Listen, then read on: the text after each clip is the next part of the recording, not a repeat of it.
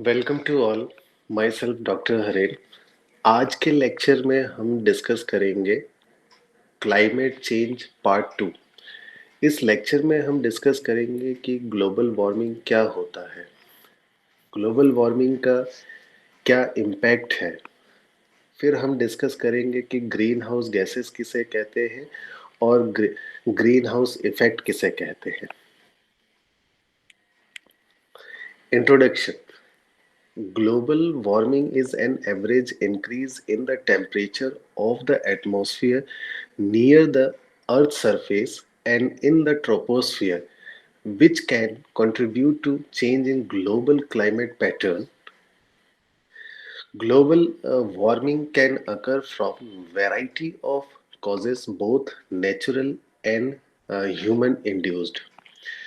Global warming का मतलब ये होता है कि जो हमारे अर्थ का जो एटमॉस्फेयर का जो टेम्परेचर है और जो ट्रोपोस्फियर का जो टेम्परेचर है वो क्या हो जाता है, इंक्रीज हो जाता है। इसी को हम ग्लोबल वार्मिंग कहते हैं।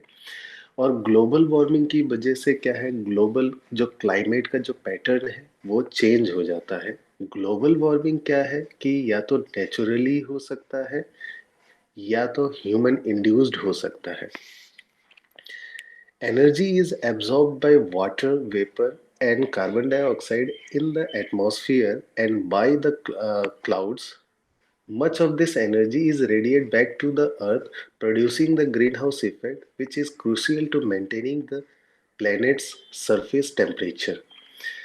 जो अर्थ के जो एटमॉस्फेयर होता है वहाँ कार्बन डाइऑक्साइड प्रेजेंट होता है और वाटर वेपर प्रेजेंट होता है। ये दोनों क्या करते हैं कि अर्थ की तरफ से आने वाले जितने भी रेडिएंट एनर्जी है उसको एब्जॉर्ब करके वापस रेडिएट बैक कर देता है अर्थ सरफेस पे।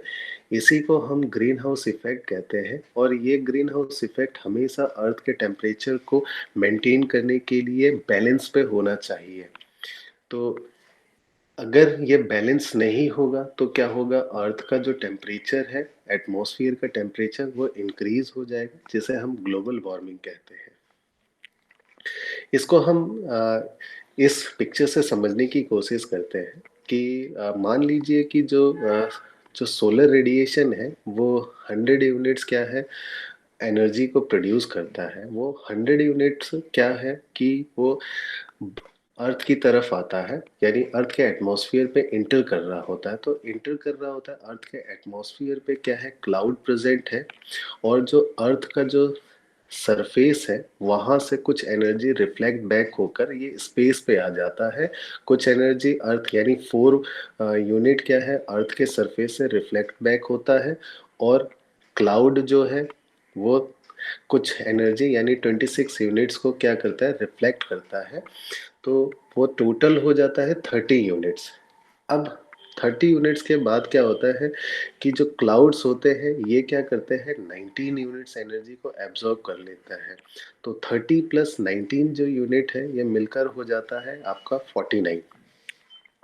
49 के बाद हमारे पास बचता है 51 यूनिट्स एनर्जी। अब ये जो 51 यूनिट्स एनर्जी है अर्थ के एटमॉस्फेयर पे ये इंटर कर जाता है और अर्थ के सरफेस पे आना स्टार्ट हो जाता है।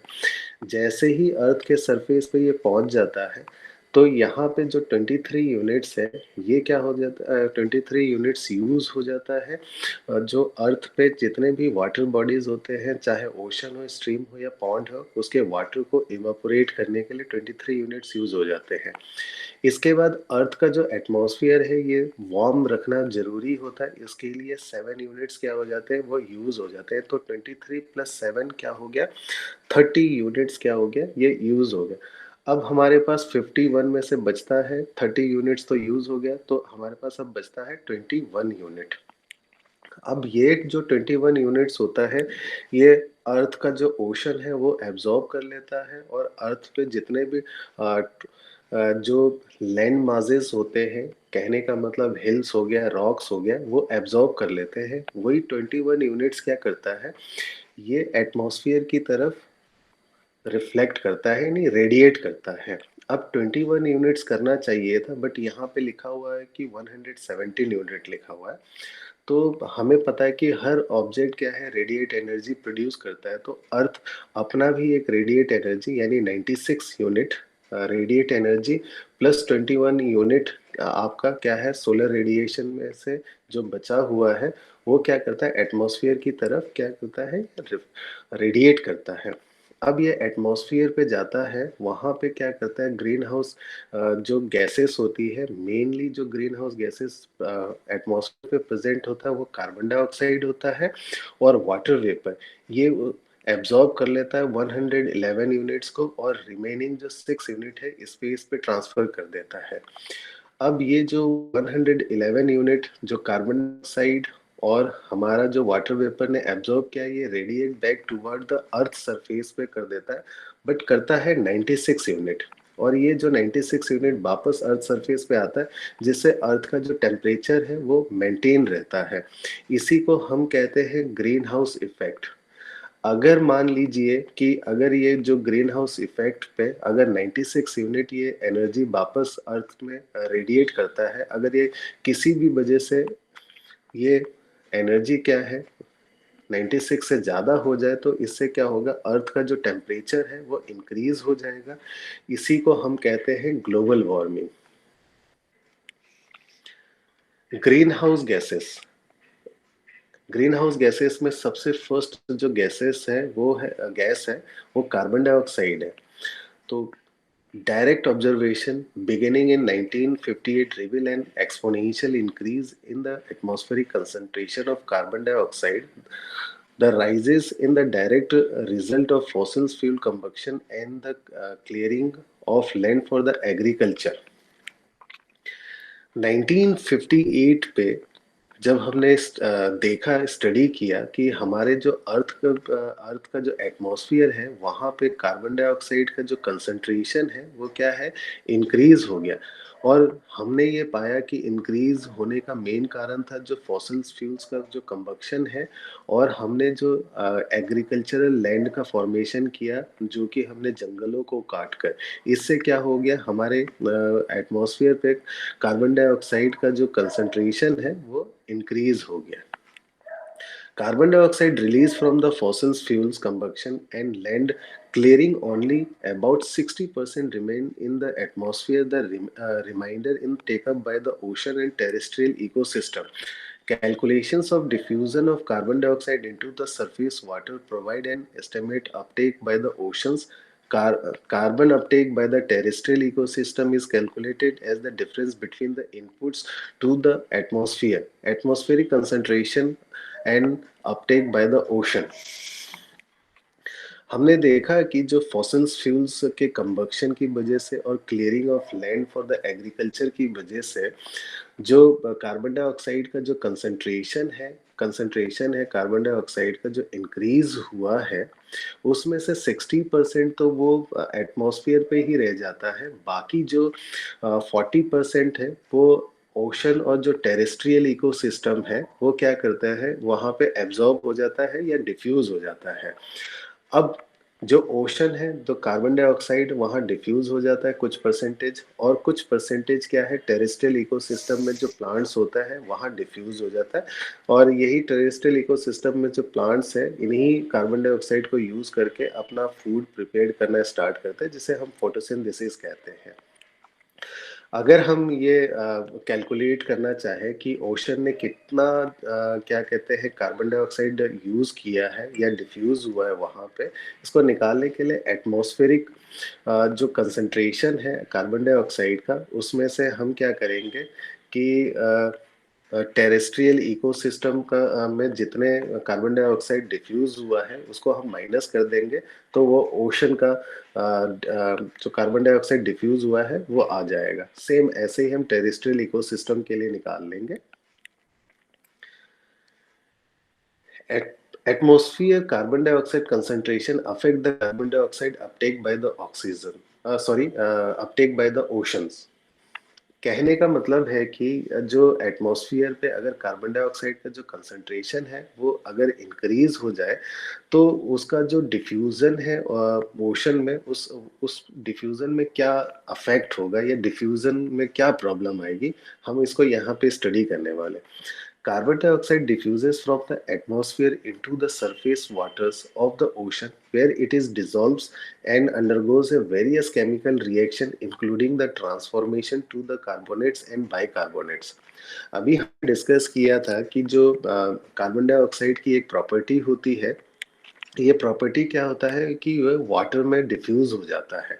और अगर वाटर में डिफ्यूज हो जाता है, कई सारे केमिकल रिएक्शन चलने लगते हैं जिसकी वजह से कार्बन डाइऑक्साइड कार्बोनेट और बाइकार्बोनेट में कन्वर्ट हो जाता है।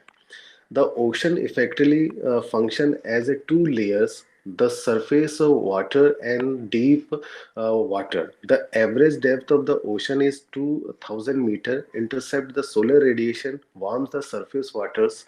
Depending on the amount of radiation reaching the surface, the zone of the warm water can be ranged from 75 to 200 meter in depth. The average temperature of this surface layer is 18 degree.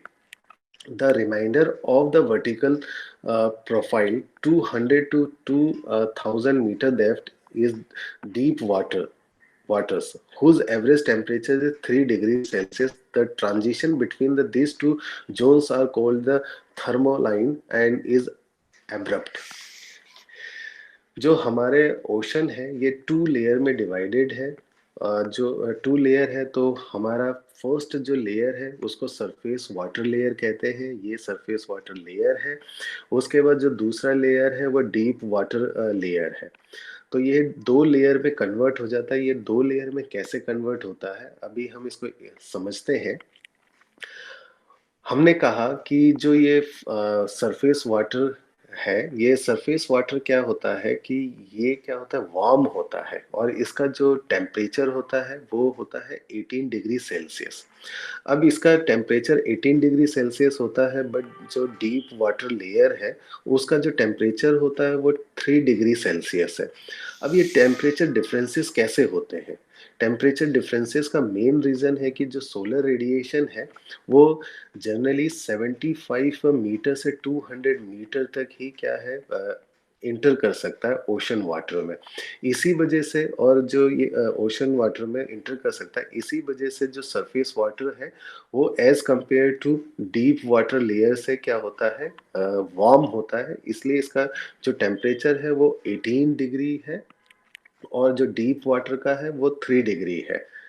अब इसी जो temperature differences की वजह से जो ये layer बनता है तो इसी को हम कहते हैं थर्मोलाइन। और अगर इसी थर्मोलाइन की वजह से जो आपके सरफेस वाटर में कार्बन डाइऑक्साइड डिफ्यूज हुआ है वो क्या है, डीप वाटर में मिक्स नहीं होता है इसी टेम्परेचर डिफरेंसेस की वजह से। अगर इसे क्या है मिक्स होना है तो वाटर को क्या है पोल की तरफ मूव करना पड़ेगा। पोल की तरफ मूव करेगा तभी ये वाटर क्या है डीप वाटर के साथ मिक्स होगा, और इस प्रोसेस के लिए ये कई इयर्स लगते हैं।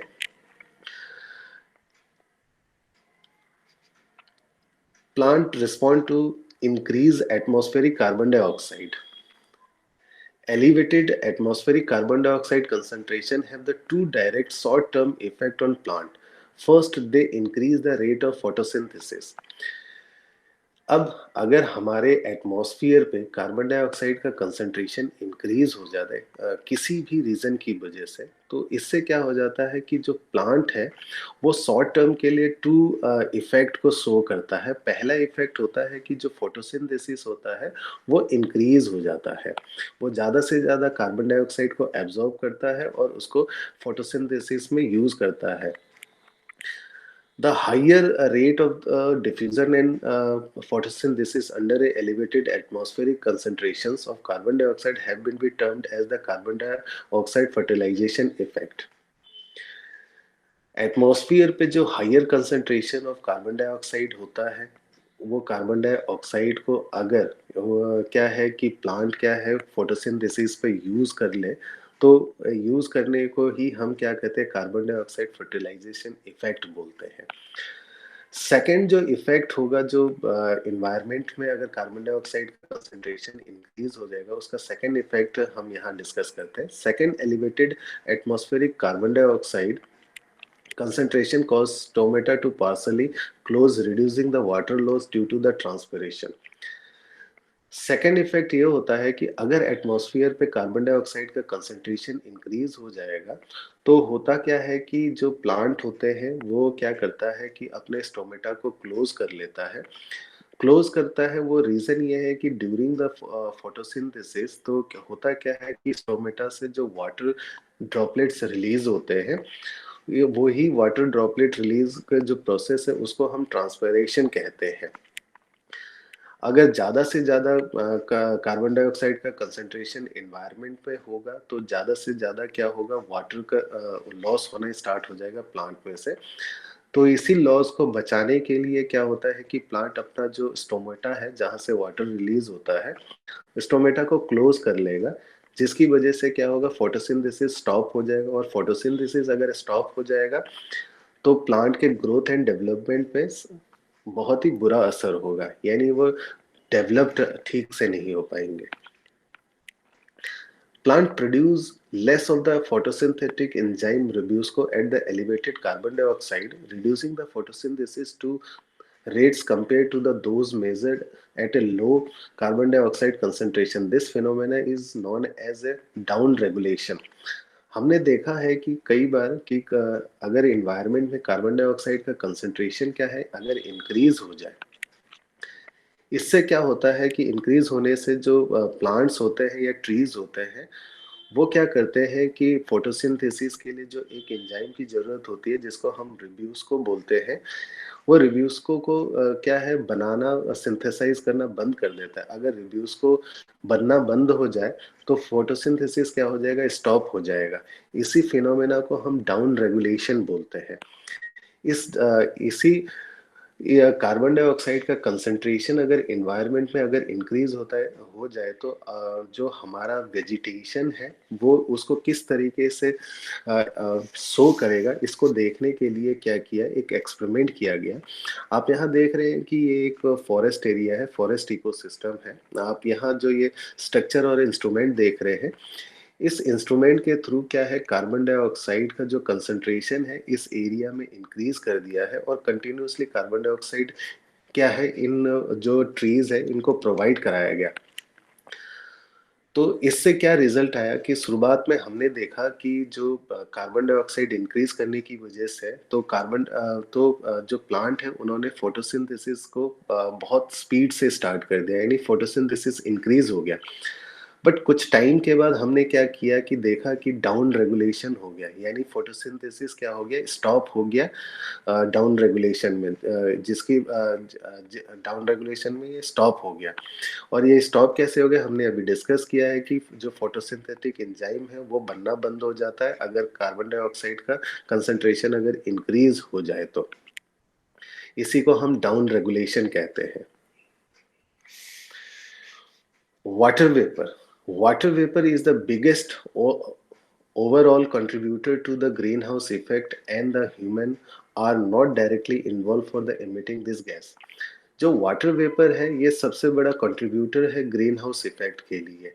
बट ह्यूमन इसको डायरेक्टली क्या है, इसमें वाटर वेपर को क्या है, इंक्रीज करने में ह्यूमन का डायरेक्टली कोई इन्वॉल्वमेंट नहीं है, ये नेचुरली इन्वॉल्व होता है।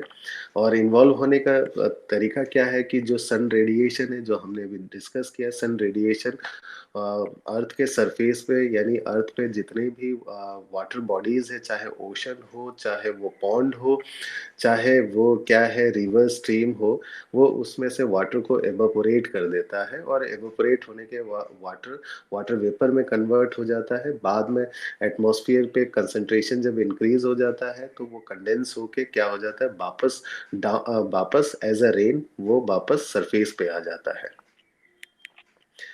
Nitrous oxide. Nitrous oxide is naturally present in the atmosphere as a part of the Earth's nitrogen cycle and has a variety of natural sources, bacteria breaking down the nitrogen in soil and ocean. जो atmosphere पे nitrous oxide present होता है, ये naturally present होता है, किस वजह से, क्योंकि अर्थ पे क्या है, नाइट्रोजन साइकिल चल रहा होता है। यानी जो नाइट्रोजन साइकिल चल रहा होता है या ओशन पे नाइट्रोजन साइकिल चल रहा होता है, ये बैक्टीरिया क्या करता है, नाइट्रोजन को ब्रेक डाउन करके उसको नाइट्रस ऑक्साइड में कन्वर्ट करके क्या करता है, एटमॉस्फेयर पे रिलीज करता है, एटमॉस्फेयर पे रिलीज करता है। Nitrous oxide is produced primarily as an intermediate during the both the nitrification, the oxidation of ammonium to the nitrate, and the denitrification, the reduction of the nitrate via the nitrite and the nitrous oxide to the nitrogen gas. इसमें ये intermediate जो nitrous oxide है ये intermediate product की तरह बनता है। तो पहला स्टेप क्या होता है कि जो बैक्टीरिया हो गया वो बैक्टीरिया जो नाइट्रोजन है उसको ब्रेक डाउन करता है, उसको एमोनियम में कन्वर्ट करता है, एमोनियम से नाइट्रेट पे कन्वर्ट करता है। फिर उसके बाद क्या हुआ, जब उसका डीनाइट्रिफिकेशन होता है यानी जो नाइट्राइट होता है तो वो नाइट्राइट में कन्वर्ट होता है और नाइट्रस ऑक्साइड में कन्वर्ट होता है और नाइट्रोजन गैस में कन्वर्ट होता है। और यहाँ जो नाइट्रस ऑक्साइड है ये इन्वायरमेंट में रिलीज हो जाता है। Human activities such as fossils fuel combustion, waste water management, and industrial processes are increasing the concentration of nitrous oxide in the atmosphere। जो ह्यूमन एक्टिविटी की वजह से भी क्या है, नाइट्रस ऑक्साइड क्या है इन्वायरमेंट में कंसंट्रेशन इंक्रीज हो जाता है। वो ह्यूमन जो एक्टिविटी है क्या है, फॉसिल फ्यूल का कंबक्शन, वेस्ट वाटर मैनेजमेंट में जब हम वेस्ट वाटर मैनेजमेंट करते हैं तो उसमें क्या होता है, नाइट्रस ऑक्साइड रिलीज होता है। इंडस्ट्रियल प्रोसेसेस में भी नाइट्रस ऑक्साइड क्या हो रिलीज होता है जो कि एटमॉस्फेयर पे पहुंच जाता है। Methane.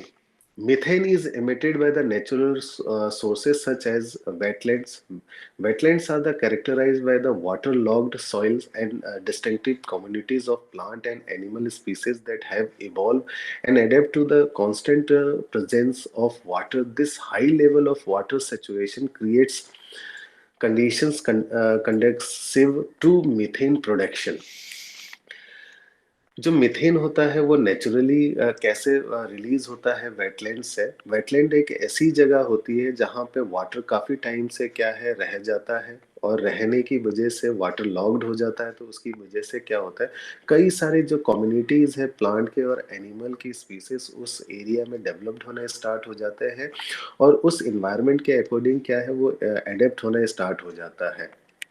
और यहाँ जब एडेप्ट हो रहा होता है तो वहाँ पे क्या होता है कि जो ये वेटलैंड्स होते हैं एरोबिक होता है, यानी ऑक्सीजन का जो अमाउंट होता है वो बहुत कम होता है। तो बैक्टीरिया क्या करता है कि वहाँ पे अल्कोहल का फॉर्मेशन करता है और मीथेन का फॉर्मेशन करता है और जो ये मीथेन होता है क्या है इन्वायरमेंट में रिलीज हो जाता है, जिससे इन्वायरमेंट में मीथेन का जो कंसंट्रेशन है वो इंक्रीज हो जाता है। Animal manure is stored in tank, methane is produced. अब आजकल हम क्या करते हैं कि जो एनिमल का जो क्या है प्रोडक्ट्स है या जिसको हम एज अ मैन्यूर यूज करते हैं, जो काउ डंक होते हैं एज अ मैन्यूर यूज करते हैं। यूज करने से पहले हम उसको एक टैंक में क्या करते हैं स्टोर करते हैं। जब टैंक में जब स्टोर कर रहे होते हैं तो वहाँ पे कई सारे बैक्टीरियल एक्टिविटी की वजह से क्या होता है कि मीथेन गैस का फॉर्मेशन होता है और जैसे ही ये मीथेन गैस क्या होता है इन्वायरमेंट में रिलीज हो जाता है, जिससे मीथेन का अमाउंट इन्वायरमेंट में इंक्रीज हो जाता है। Methane is also produce during the production processing of crude oil and natural gases.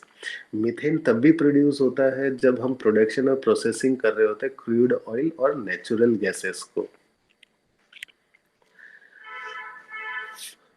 Flori fluorinated gas, यहाँ सॉरी मैंने स्पेलिंग गलत लिखा है, ये फ्लोरिनेटेड है। They are emitted through a variety of industrial processes such as aluminum and semiconductor manufacturing and substitution for ozone depleting substance।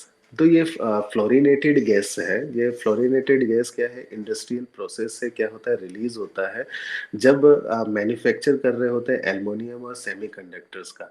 और यही जो फ्लोरिनेटेड जो गैसेस हैं ये क्या करता है ओजोन डिप्लीशन का भी सबसे बड़ा कारण है। यही सब्सटेंस का ओजोन डिप्लीशन भी करता है। हाइड्रोफ्लोरोकार्बन पर fuel per fluorocarbon and sulfur hexafluoride, all are the fluorinated gas, have a high global warming potential relative to the other greenhouse gases।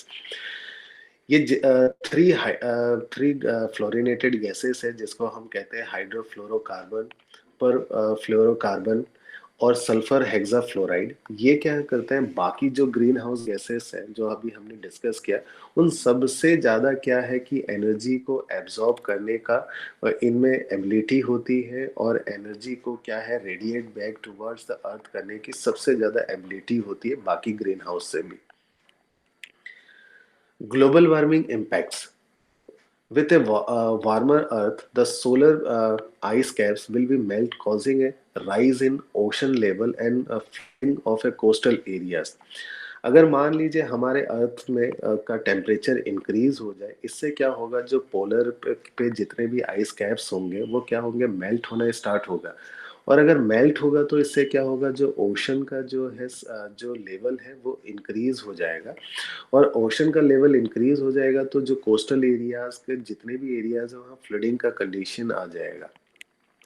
In countries like Bangladesh और the Maldives, this would be the catastrophic if sea level rise by the 3 meter. Maldives will be disappear completely beneath the waves. अगर मान लीजिए कि अगर जो क्या कहते हैं कि हमारे जो ओशन का जो लेवल है वो इंक्रीज हो जाए, अगर ग्लोबल वार्मिंग की वजह से ग्लोबल वार्मिंग में आइस क्या है मेल्ट हो जाए, मेल्ट होके आइस क्या है वो वाटर में कन्वर्ट होके हमारे जो ओशन है उसमें क्या है आ जाए, और ओशन का जो लेवल है अगर 3 मीटर और इंक्रीज हो जाएगा, जैसे मालदीव्स है, ये क्या हो जाए, कंप्लीटली डिसअपेयर हो जाएगा, वो क्या है सबमर्ज्ड हो जाएगा पूरे ओशन में।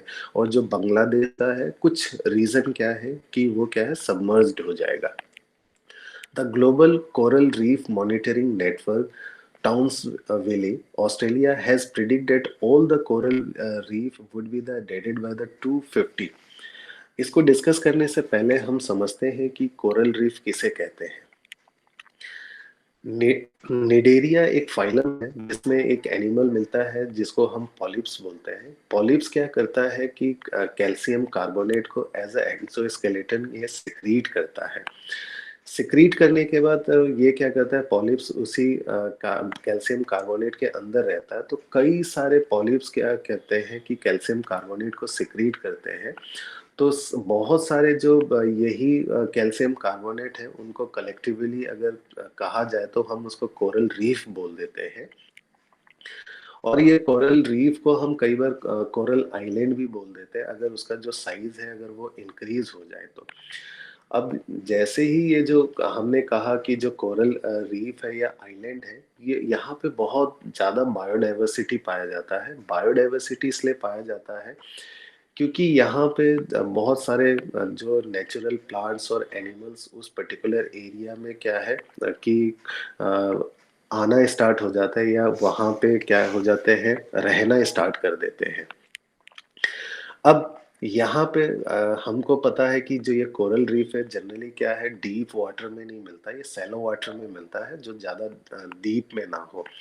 इसका रीज़न ये है कि जो कोरल रीफ है कि कोरल रीफ ये कई सारे कलर्स में मिलते हैं, और इसको जो कलर जो प्रोवाइड करता है एल्गी प्रोवाइड करता है।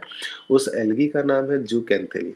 तो जो जूकेंथेली क्या होता है, कोरल जो रीफ के साथ ये म्यूचुअल कंडीशंस पे रहता है। म्यूचुअल का मतलब है कि दोनों को एक दूसरे से बेनिफिट है।